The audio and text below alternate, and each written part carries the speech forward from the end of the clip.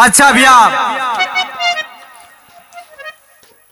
हमारे सुरेंद्र भैया के देख रेख में एक बिरहा आप लोगों के बीच में हम भेजे जाते हैं। हमें आशा नहीं पूर्ण विश्वास बाप, अरे वाह, आप सब लोग पसंद करेंगे, अपने छोटे बेटवा भाई के आशीर्वाद और प्यार दुलार देंगे। अरे वाह, माटी फिल्म स्टूडियो मधुपुर, आप सब लोगों का ये छोटा बेटा के आप लोग आशीर्वाद दीहन। आप लोगों के बीच में एक बिरहावा लंका की दूसरी लड़ाई, अरे वाह, और हारमोनिया पर बैठे हुए हमारे मास्टर पारस मास्टर साहब, और ढोलक पर संगत करते हुए छन्नू मास्टर साहब, और कोरस में हमारे बड़े भैया आनंद जी, और बगल में कोरस करते हुए राजकुमार, और हमारे बड़के बाबूजी जो उनका सहयोग बड़ा योगदान रहता है हम लोगों के बीच। वाह, हम लोगों के ऊपर उनका छत्र छाया रहता है। वाह, चिरंजू बड़का बाबू की यहाँ बैठे हुए हैं, और हमारे विरुद्ध में गायक कलाकार संतोष रसिया जी। वाह, आप लोगों के बीच में बेहद मांग पर एक बिरहा छोड़ रहा हूं, हमें आशा नहीं पूरी विश्वास है। आइए मास्टर साहब, 4 लाइन भूमिका के भाव दिया गया।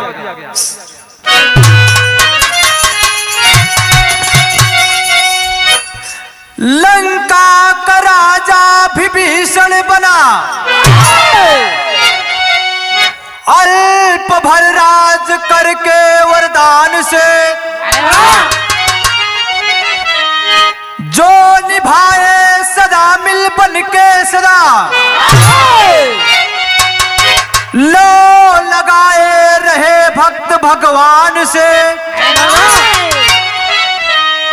अवध राज रघुबर लक्ष्मण जी से बोले, कपि साथ जाओ तुम लंका नगर, भक्त वत्सल रमाकांत संदेशा प्रभु, अब विभीषण की लंका से लाओ खबर।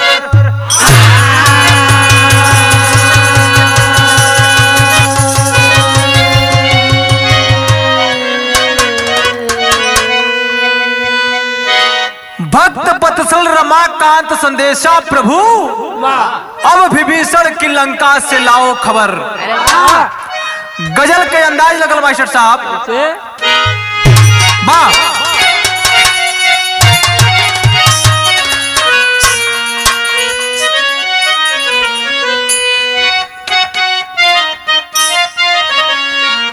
ओहो, मास्टर साहब ने गीत बजा दिलन। भैया, कौनो मेहरारू भगवान से अपने उलाहना देत बा, वाह, भगवान से हाथ जोड़ के विनती करल बा। एक वो पिया होते हैं ऊपर वाले, एक पिया नीचे होते हैं जो सुहागन रहते हैं। अरे वाह, वही अपने कह रहे भगवान से पत्नी कह रही है, क्या कहत मास्टर?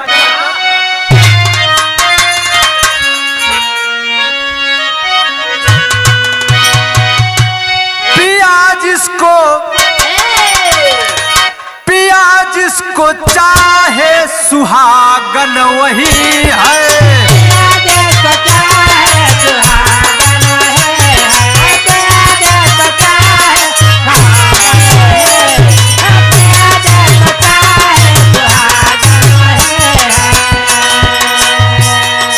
पिया जिसको चाहे सुहागन वही है,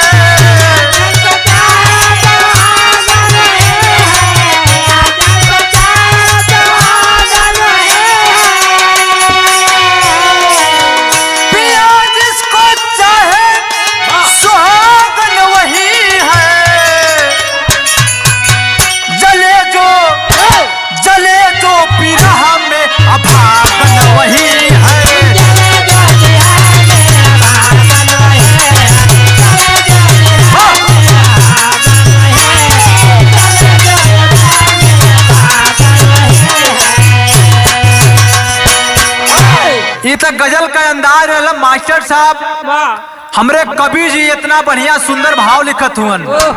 का लिखल मास्टर? कपि साथ लक्ष्मण अवध चले हैं।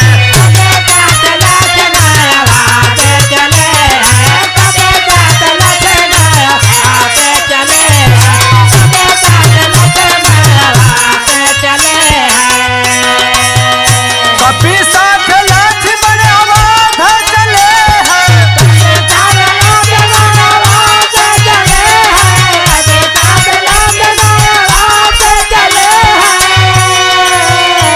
कपि साथ लक्ष्मण अवध चले हैं। विभीषण कलाने खबर तब चले हैं।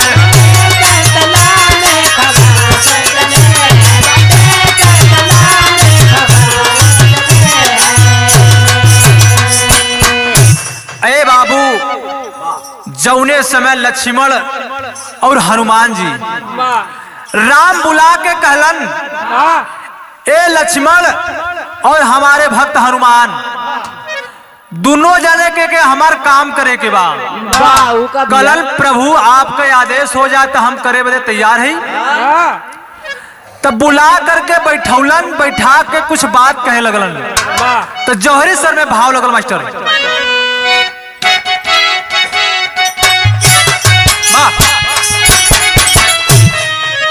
चल दिए लखन बजरंगी,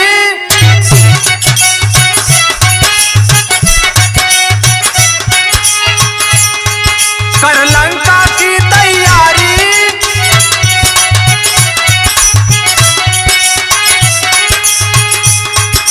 जा पहुंचे लंका की नगरी,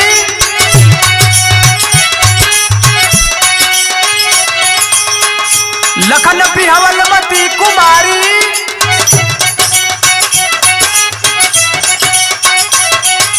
जब नैना बाण चलाई,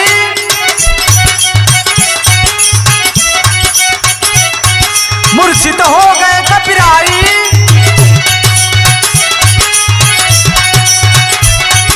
चंदा सी मुख चमकाई,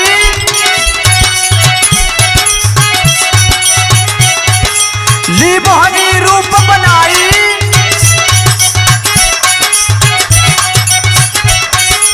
देख दशा लक्ष्मण तब बोले,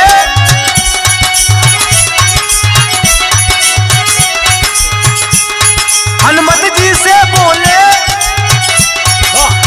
अरे हाय अगर मिल के बेटी अपनी बेटी की लड़ाई।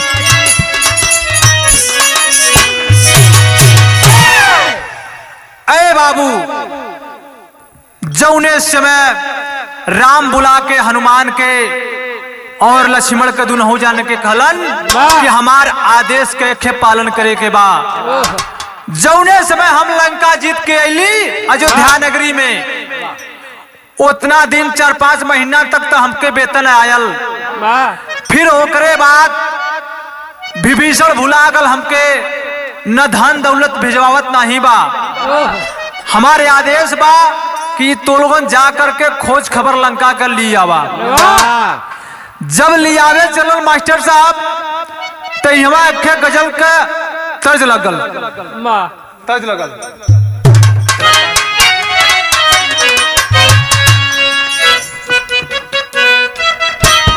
ओहो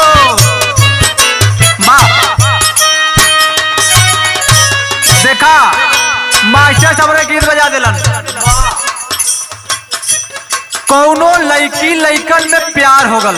अरे वाह भैया, जब दोनों में प्यार हो गल, प्यार एकदम चरम सीमा पर चढ़ गल। चरण सीमा पर जैसे होला कि ना हम तोहके देखब न तू हमके देखबा, तो तोहरे बिना ना हम जी पाएब ना तू हमरे बिना जी पैबा। ओके तो कुल कहल से ज्यादा हो गल, हद से आजकल भी ज्यादा हो जाता हो।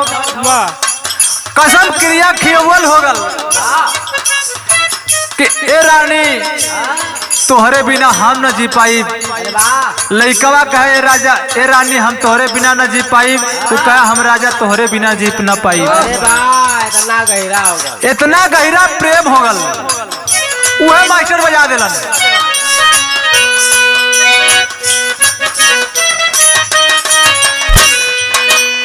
आईना में नैना लड़ावेलू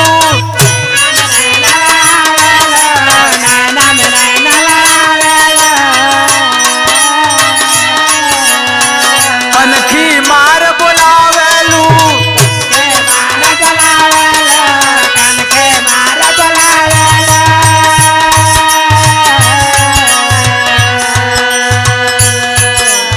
आईना में नैना लड़ावेलू कनखी मार बुलावेलू झांकलू दुपारी में ते घेरी बदरी बोला हो चिड़ैया कहवा गिरी बिजुली बोला हो चिड़ैया कहवा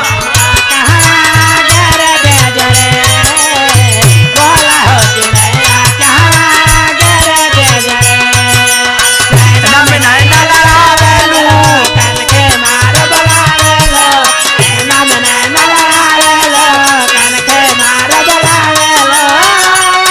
लू दुपारी चिड़ैया कहवा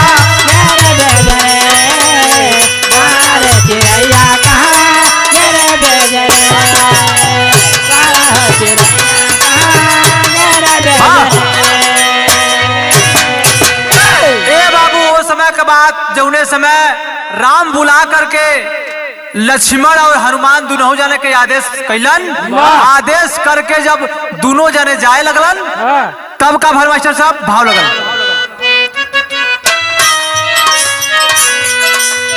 मोहनी रूप बनावेली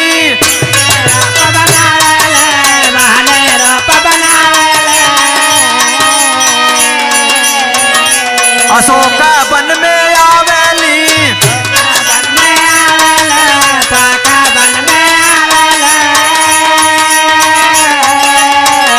मोहनी रूप बनावेली अशोक वन में आवेली रूपवा बना के चली विभीषण लली। अरे आए है अशोक वन में बजरंग बली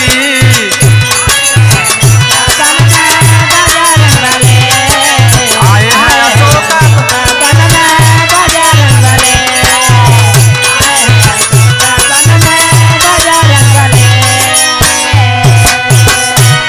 ए बाबू जौने समय राम का आदेश पा करके लक्ष्मण हनुमान दोनों जाने जाए लगलन।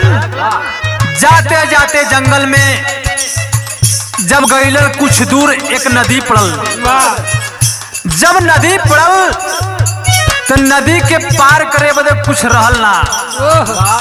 तो हनुमान जी कहलन कि लक्ष्मण हमरे तू कंधा पर बैठा हम उड़ान भरत थी। उड़ान भर के जब लंका नगरी में गइलन गइले के बाद वहां विभीषण के एक बेटी रहल। वो अपन देख रेख करत रहल। इहर से उहर घूमत बा। जब ये लोगन कुछ दूरी पास पहुंचलन पहुंचले के बाद देखलस हनुमान जी के। लक्ष्मण जी लौकत ना हुअन हनुमान जी के देखले बा। देख करके हनुमान जी के कहत बा कि अंदर बंदर कहाँ से आ गल। ये अंदर बंदर कहाँ से आ गयल आज के हम मारब। तो जब बिहवल मती पास में हनुमान जी के गइल तब बोला के धीरे से कहत बा ये हनुमान तो से हमार नैनाचार हो गल। हनुमान जी कहलन हमसे हम तो बाल ब्रह्मचारी हई। तो हनुमान उ लड़किया कहता कि बाल ब्रह्मचारी हुआ कैसे बाल ब्रह्मचारी हुआ बतावा हमके। तो उ लड़किया धीरे धीरे हनुमान जी के लगे सटे लगल। जब सटे लगल तो हनुमान जी लगलन हटे समझ गए हमके लगिल बतावे हमके पूरा फोकस लगल देवे। तब मास्टर अंतरा में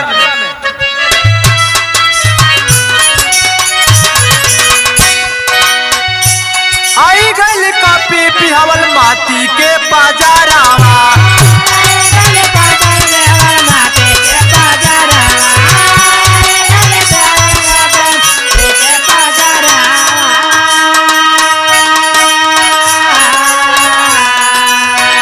आरती सजा के चाली आईली नियारावा।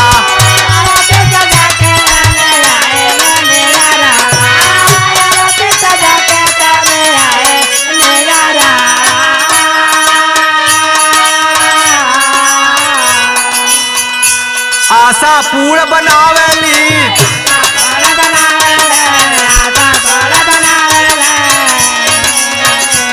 सपना खूब सजावेली।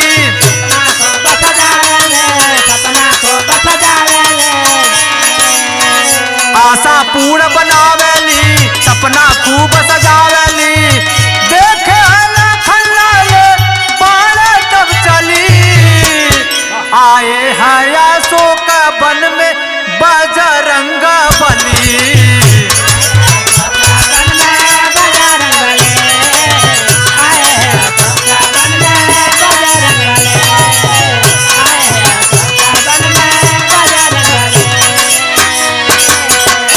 ए बाबू जौने समय बिहवलमती कुमारी देखले बा दोनों जने की अवधपुरी से हमरे लंका नगरी में आल हुअन। ओ समय आरती सजा करके जब चलल तो आरती सजा करके आशा पूरे एकदम खूब कचकचवा रूप बना ले बा बिहवलमती। कचकचवा रूप बना के जौने समय ये मास्टर चलल ना ओ समय अच्छे अच्छे लोग का मन पिघल जात बा। हनुमानो जी धीरे धीरे उन्हों का मन में लड्डू फूटे लागल। उन्हों लाइन पर आवे लगलन धीरे धीरे। तब का भाई मास्टर तर्ज बदल गल।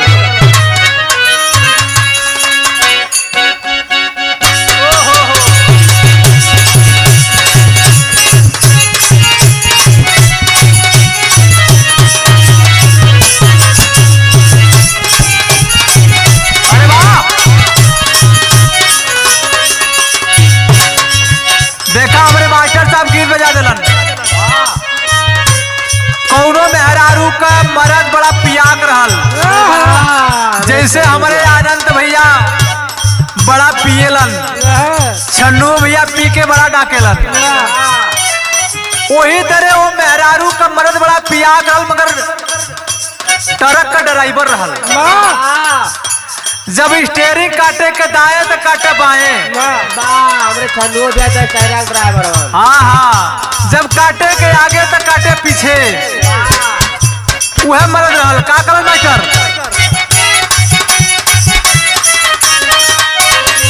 कहले बा संयम मिलल बा ड्राइवर का चलाई गाड़ी हो।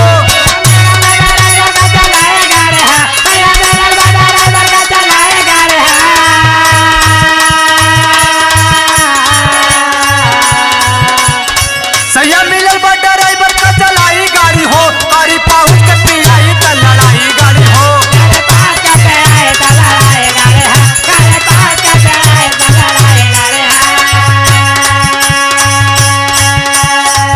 ई तो तजल है जौने समय आरती सजा के बिहवलमती पास है आवत बा ओ समय लखन लाल का चेहरा एकदम खूनखार जैसन खौले लगल। एकदम क्रोध में अंगार में हो गई। ई कैसन लड़की हमले के पास आवत बा का जाल में कोनो लगत बा दाल में कोनो काला बा। तब का भैल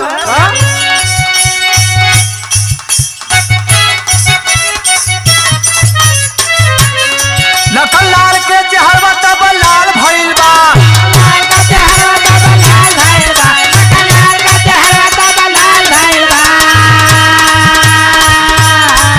लखन लाल के चेहरा तब लाल भइल बा।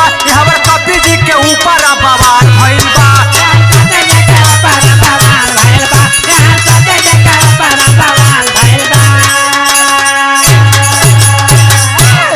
ए बाबू जौने समय लखन लाल का चेहरा एकदम अंगार के नियर खून के नियर खौले लागल ओ समय देखलन कि हनुमान जी पर बड़ा विपत होत बा। हनुमान जी के बंदी बना लेलन वहां के लंका के लोग जितना रहलन। हनुमान जी के बंदी बना के पेड़े में खे बांध दिलन। बांध के लक्ष्मण के जब लक्ष्मण क्रोध में आ गईलन धनुष बाण उठा लेलन मारे बदे, तो हनुमान जी मना कैलन कि नहीं मित्र नहीं सखा, ऐसा नहीं हो सकता है, प्रभु ऐसा मत करिए क्योंकि अनर्थ हो जाएगा। तब का भैल क्रोध हवा में कॉपी पर चला ये दहला बनावा,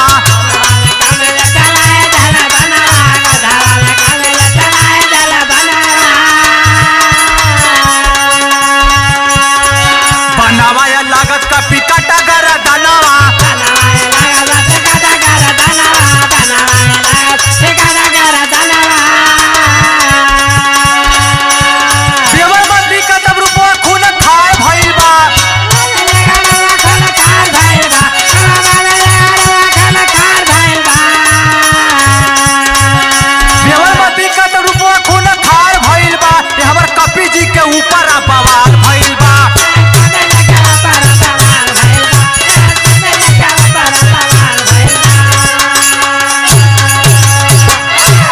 बाबू जौने समय हनुमान जी के बंदी बना लेता लक्ष्मण एकदम क्रोध में अंगार में हो गईलन। जब ये अंगार में हो गईलन धनुष बाण उठा लेलन तीर मारे बदे, जब मारे बदे उठा लेलन तो हनुमान जी मना कैलन कि नहीं मित्र नहीं भगवान ऐसा मत करिए, नहीं अनर्थ हो जाएगा यहाँ पर। तब वो समय का भल मास्टर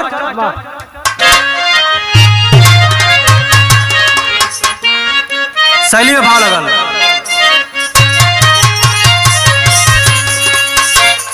अरे मोरे राम अरे पठाए जब अवध में लसिया, रोने लगे विभीषण पहे नयन से यसिया रसिया रसिया।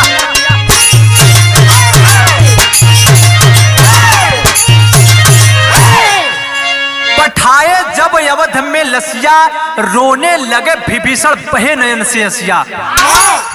जौने समय ए बाबू लक्ष्मण का देख नहीं गल, वहां के लोग जुट करके लक्ष्मण का गर्दन उतार दिलन। जब गर्दन उतार दिलन ये पंचो, जब गर्दन उतर गयल तो उस समय तिकथी सजा करके, उस समय तिकथी से गाड़ी घोड़ा नहीं रहा, तिकथी सजवा करके वहां से 4 करिंदन से हनुमान जी के छोड़ा के पीछे पीछे अयोध्या नगरी में भेजवावत हुअन। पापड़ कलाई लगल।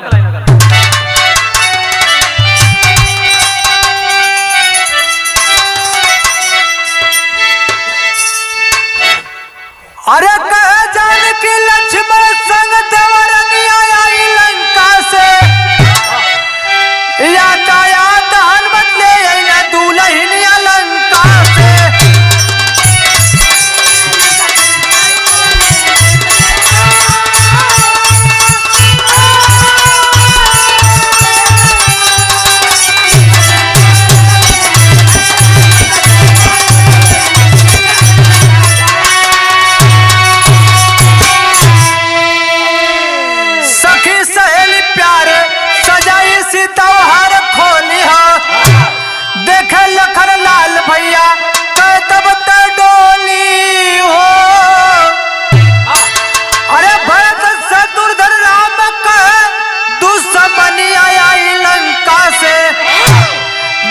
बजरंगी का गर्दनिया आई लंका से।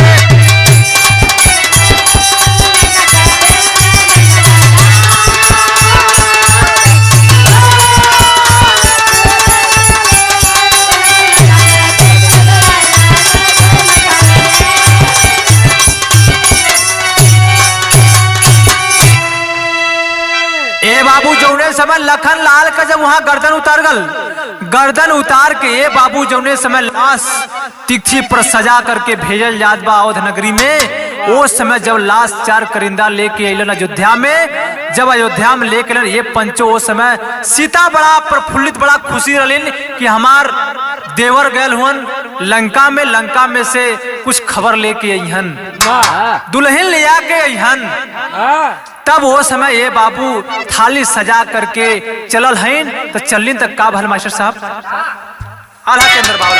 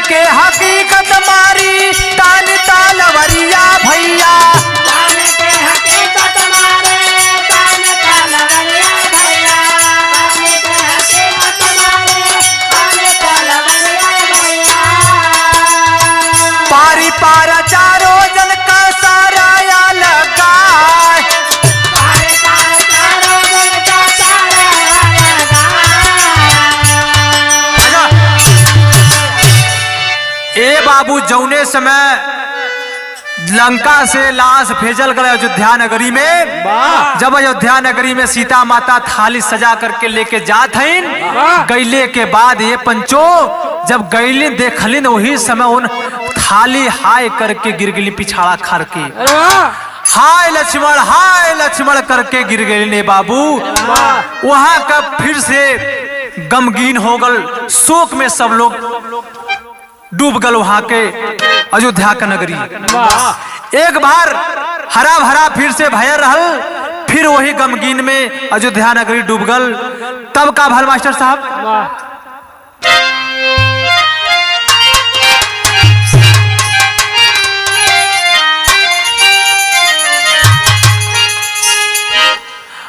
अरे आई लंकावा में रानी मांडवी हो, अरे आई लंकावा में महारानी हो रानी मांडवी, बन के घूमली जोगिनिया हो रानी मांडवी।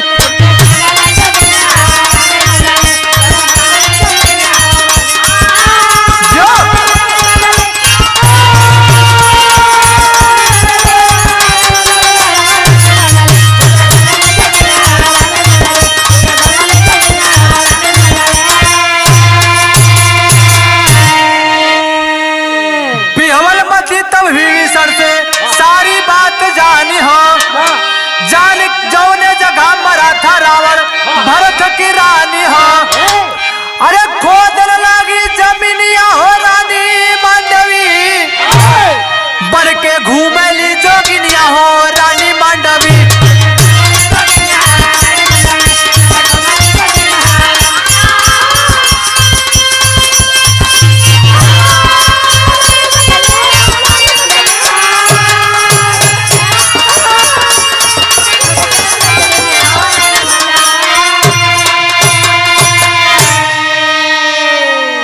बाबू जौने समय लंका में लाश अयोध्या नगरी में लाश आयल बा, ओ समय गमगीन पूरा अयोध्या नगरी हो गल। अयोध्या नगरी जब गमगीन हो गल, ये पंचो तर्क वितर्क सब लोग मिलावे लगल कि जैसे रावण के राम वध कैलन, वही तरह लगत है आज ये लोगों का बदला लंका विभीषण भाई चुका लेलस। वह सोच के लोग अपने मन में दहावत बा, गुनत बा सब लोग। तब हो समय बिहवलमती अपन रूप खुनखार कर ले बा, रूप खुनखार करके तलवार लेके भाजे लागल कि जे आई हमरे सामने ओके काटत छाटत हम आगे निकल जाब। तब का भाई मास्टर, खोदी मिट्टी वहां की मिली सुधाकर ज्योति हो, गीली मिट्टी लोकर आई अनोद में रोती हो, पोती सब कर जिंदगनिया हो रानी मांडवी, बन के घूमली जोगिनिया हो रानी मांडवी।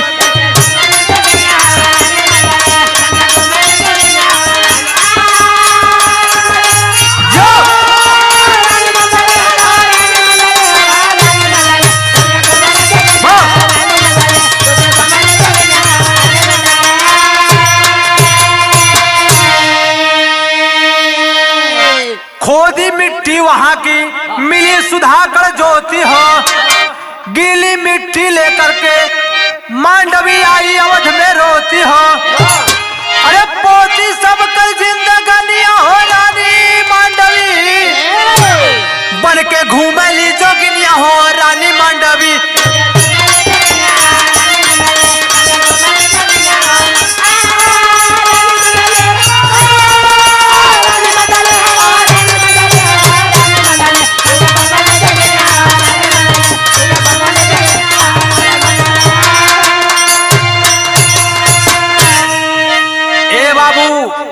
जौने जगह मरा था रावण भरत की रानी, जौने जगह मर रहल वही जगह जाकर के बिहवलमती खोदे लागल। जब खोदे लागल तो वहां सुधाकर एक ज्योति मिलल ए बाबू। तब वहां का मट्टी लिया करके पोती सीता, जौने समय सीता जब खोदे लागल मट्टी तो वहां एक छोटी सी बिटिया मिलल। बिटिया के लिया के लोग ओकर मिट्टी पोते लगलन। पोत करके तब का भाई मास्टर अमृत करके बजे ही जन्म पाई हो, राम लखन भरतु शत्रुघ्न सबको जिलाई हो। अरे पाती सब कर जिंदगनिया हो रानी मांडवी, बन के घूमे ली जोगिनिया हो रानी मांडवी।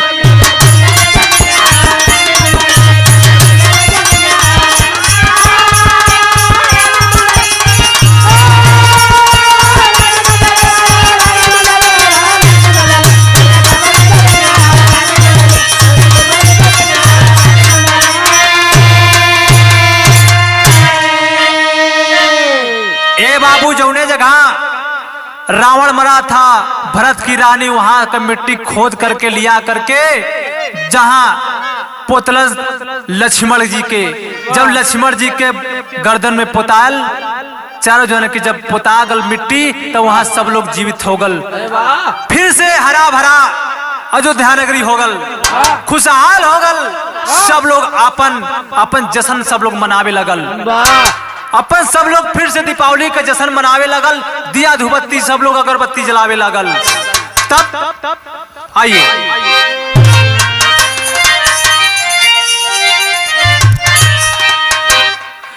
गुरु महाल हरिवंश स्वर्ग में रमाकांत हरिधाम, कथन करे